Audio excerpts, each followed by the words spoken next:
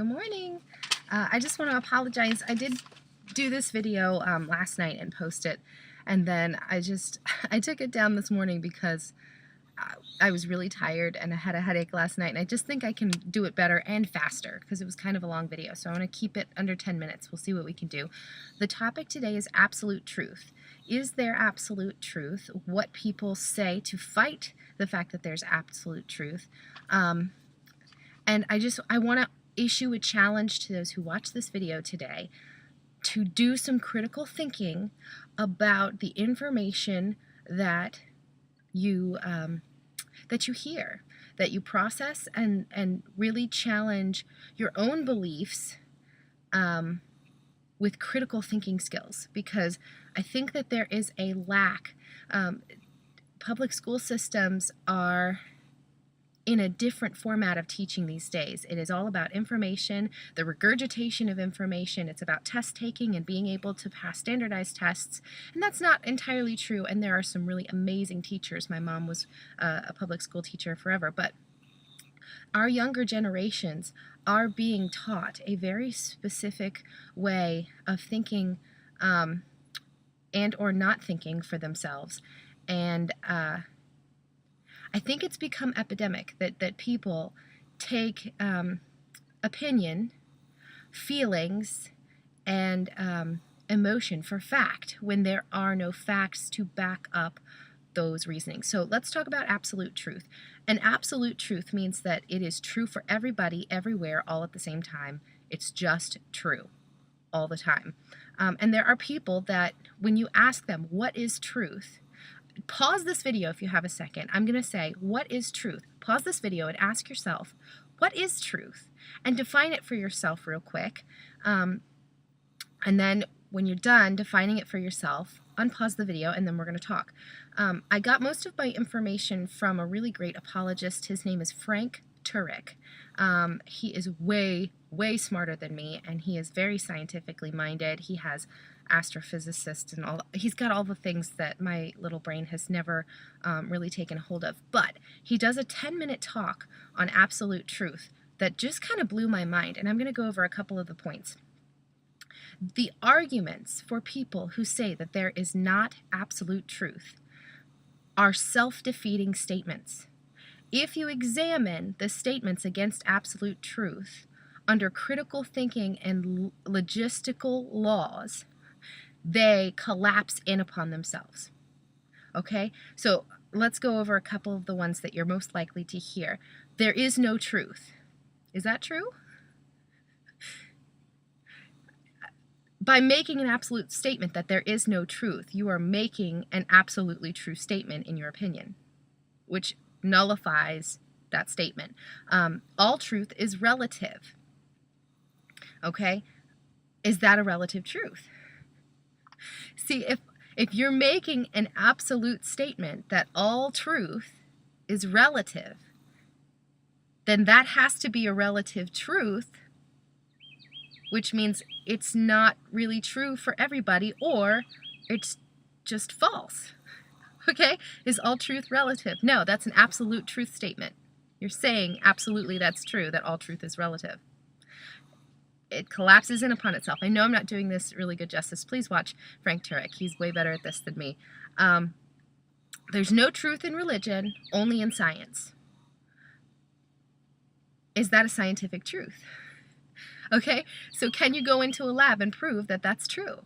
And the answer is no. The statement is a philosophical statement that you are making about absolute truth, and yet you're saying there's only truth in science. Huh? Very interesting, which I believe that science and the Bible go hand in hand. Many people don't believe that and argue that, but I think the Bible proves science in so many circumstances. Okay, how about this? No one has the truth. Okay, how do you have the truth that that's true? Because if no one has the truth except for you that has the truth that that's true, then there is someone who has the truth that it's you, and then your argument collapses. Okay? Those are just a couple of the points, but I just feel the need to challenge you to do some critical thinking, because we live in a society that is full of social media, it's full of opinion, it's full of memes, it's full of people that make opinions and they make fake statistics up the top of their head, and people swallow those ideas and take them as truth when there is no factual basis for them. See, feelings and emotions are things that change. They are not constant things. They are changing. Feeling and emotions come and go, but facts remain the same. Oh, here's another argument, that the human mind creates truth. And I like that idea. Scripturally, we would say that the law of God is written on our hearts. But for those that don't believe in God, like atheists and agnostic people, it's fair to say that they believe that the way that society operates is that humans have, with their mind and their intellect, created laws, governing laws, judicial systems and laws, based on the majority of opinion. Like the mass whole as a culture would agree that children are to be protected, that there are punishments for people who abuse physically, verbally, and sexually children, right? We can all agree that. However, there are a minority group of people, gosh, I hope it's my own minority, but there are people out there that believe that it's okay because they do these things. And so my problem with thinking that human mind creates truth is that there are truths that are true whether or not humans are here on the planet. So prior to, let's use this thing. If there were no people on the planet, not a human made yet, okay, it's just an empty planet, not a single person, is it true that there are no people on the earth? If the answer is yes, then it's not human mind that creates truth. Do you have to believe in truth for it to be true? The answer is no. He gives a great example with gravity. Believing in gravity is not what keeps your feet to the ground. Gravity is an absolute truth. It's true for everybody all the time. You don't fly off into the air because gravity is true. Okay? Whether you believe in it or not, if you don't believe in it, you're not going to rise magically into the air because you don't believe in gravity. It's just true. So similarly, what Christians believe, that there is a God, and that is absolute truth, and that God sent his son, Jesus, to die for our sins and atone for the ways in which we have messed up truth, okay? The ways in which we have failed to adhere to the truth and the framework that he put on this earth, okay? Jesus died and atoned for those things for us. We believe that is true. You don't have to believe in that for that to still be absolutely true. Okay, moving on.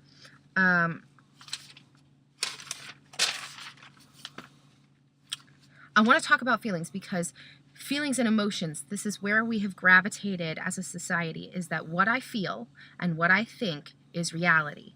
That's what makes it true. And that is not at all okay. That is not an appropriate way to approach truth. For example, when a child is learning, okay, as a child learns and grows, let's say that little bit back there is starting to learn the difference between animals, and she knows what a butterfly is, and she points up at the air at a bird and she says, "That's a bird." Oh no. Okay, she points up in the air and she says, "That's a butterfly," and she's pointing at a bird. If I am afraid to hurt her feelings, or I don't want her to feel like she's wrong, or it's like, oh, I don't want her to feel that's not true, it would be wrong of me to say, yes, that's a butterfly. Okay? It's my job as a parent to teach her things that are true and not to allow her to be disillusioned or to be carried on without the truth that that's an actual bird and not a butterfly. I am not helping her by going along with that is a butterfly, not a bird. What you do is you don't smack a kid across the face and like whip them up and down when you're correcting them and teaching them. You say, "Oh, honey, I see how you can come to that conclusion. It has wings and it flies just like a butterfly, but that's a bird. And this is a butterfly. Butterflies are insects. They are bugs. And a bird has wings and it has feathers. It makes nests and it lays eggs. And you can go into those details with them because it's not about knocking them around and making them feel awful, but correction is about realigning what's true, adding on to their understanding and what they know about the world. So one of the things we have to do is take feelings into that account. I am not a responsible parent if I teach my kids to always react based on their feelings. My children will melt down because somebody has taken a toy from them, or somebody doesn't like them, or they're not allowed to get what they want in the grocery store. And if they react to every feeling that they have, it's just temper tantrum after temper tantrum after temper tantrum, or crying in fits, or stomping around and being hot, giving me sass and all those things, because responsible maturity requires us to examine our feelings. Feelings are supposed to be things that help you navigate what's going on up in here. They navigate what's going on in your heart. Impulsiveness is just responding to those feelings as though you are justified in your response because you feel it. And anyone who's ever had kids will tell you that feelings are not a really good gauge on how to then act. Feelings in a mature person allow us to reflect, to introspectively examine what's going on, and to act accordingly. They're supposed to be stabilizing things. They're supposed to stabilize us in our actions. If you are very angry, a mature response to anger may be confrontation. But it's not with slinging fists, because that doesn't solve problems. It is with, okay, I need to calm down, I need to cool off, and then let's address this issue. If it's grief, grief is a compound emotion. It comes with sometimes happiness, sometimes sadness, sometimes grief, sometimes anger. I mean, it's all wrapped up in there, and it could be any one of those things. But feelings are supposed to lead you into a moment of introspective examination, so that you can stabilize yourself before you act. Children act without stabilization.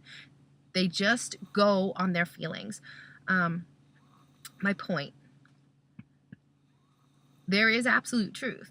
Christians, we believe that we have the absolute truth, that the framework that God provided is in the Bible, on morality, on spiritual life, on how to draw closer to God, and how we are supposed to walk, and how we are supposed to treat other people.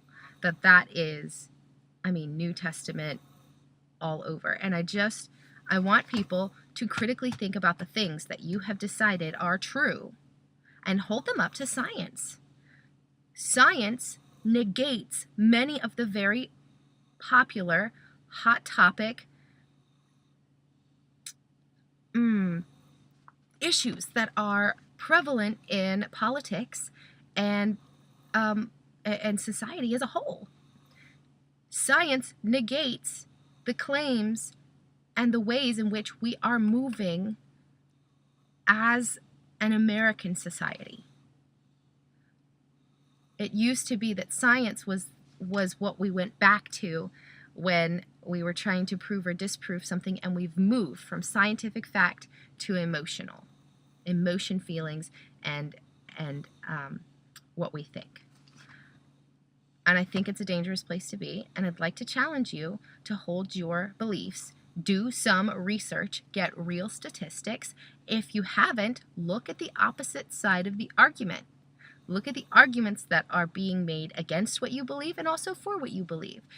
Do your research, because people are making very big decisions and following whoever's in front of them, and it's a dangerous thing. If I'm stopped at a stoplight behind a car, I don't not look at the stoplight and just follow the car in front of me when it decides to go. You don't know if that car in front of you is actually paying attention. You need to be looking at the stoplight yourself. You need to be responsible for what you do and what you think and what you've taught other people and what you allow to go on. So I'm going to stop. I hope that this blesses you. Feel free to disagree with me in the comments. I am not the world's smartest person, so It hurt my brain a lot to do some of this thinking on absolute truth. But go and look at some of the people that have scientific arguments for absolute truth and listen to them and try to refute them. And you don't have to agree with them in the end, but it's worth the mental juggle. Okay, have a great day. I love you all. Bye.